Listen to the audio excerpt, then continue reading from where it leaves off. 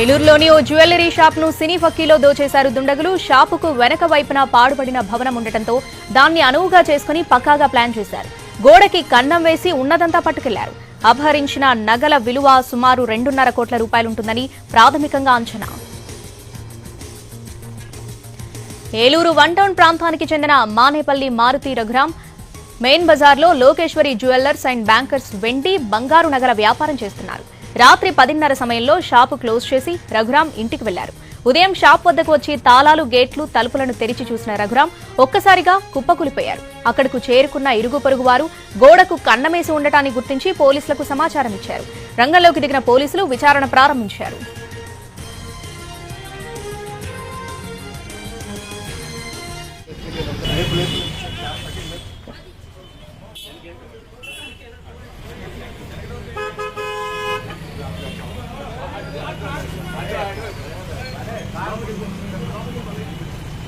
ఈ ఘటనకు సంబంధించి పూర్తి అప్డేట్స్ మా ప్రతినిధి మల్లికార్జున ఫోన్ ఇన్ ద్వారా అందిస్తారు. మల్లికార్జున్, అసలు ఎవరు దొంగతనం చేశారు? ఆ షాప్ లో ఏమైనా సీసీ కెమెరాలు ఉన్నాయా? డీటెయిల్స్ ఏంటి? చుట్టుపక్కల గానీ షాప్ లో గానీ ఉన్నాయా సీసీ కెమెరాలు?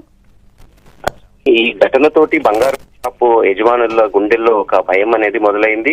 అయితే చోరీ చేసినటువంటి వ్యక్తి బయట రాష్ట్రం నుంచి వచ్చినట్టుగా అయితే భావిస్తున్నారు. ఎందుకంటే అతని తీరు గాని అతని ఉపయోగించినటువంటి షూలు వీటి ఆధారంగా అతను బయట రాష్ట్రం నుంచి పక్కాగా ఇక్కడ స్థానికులు ఇచ్చినటువంటి సమాచారంతో పక్కాగా చోరీ చేసినట్టుగా అయితే తెలుస్తోంది. ముఖ్యంగా ఈ ఘటన జరగడానికి వెనకాల ఈ షాపుకు సంబంధించి వెనుక భాగాన ఒక పాడుబడిన భవనం ఉండడం, దానికి చెక్క తలుపులు మాత్రమే ఉండడం తోటి పక్కాగా రెక్కి నిర్వహించి ఆ గోడకి 4 అడుగుల మేర కన్నం వేసి చోరీ చేసుకుపోయినట్టుగా తెలుస్తోంది.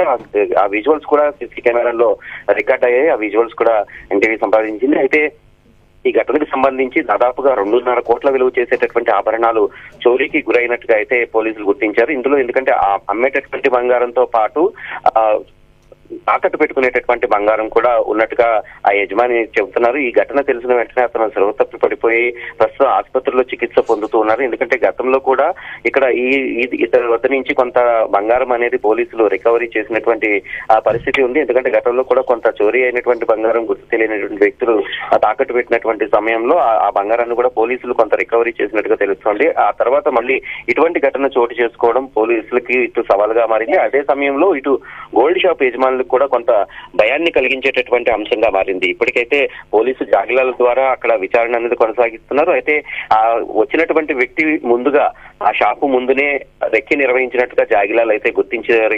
అయితే అతని ఫుట్ ప్రింట్స్ ఆధారంగా అలాగే అతను ఈ జాగిలాలు ఇచ్చినటువంటి చిన్న క్లూస్ ఆధారంగా ఇప్పుడు పోలీసులు పట్టుకునేందుకు ఈ దొంగను పట్టుకునేందుకు పోలీసులు ప్రత్యేక బృందాలు అనేవి గాలిస్తూ ఉన్నాయి. ఈ కేసు పోలీసులకి జిల్లా పోలీసులకు కూడా ఒక సవాల్గా అయితే మారింది. త్వరలోనే కేసు ఛేదిస్తామనేటటువంటి విషయాన్ని అయితే పోలీసులు స్పష్టం చేస్తున్నారు. శ్రావణి.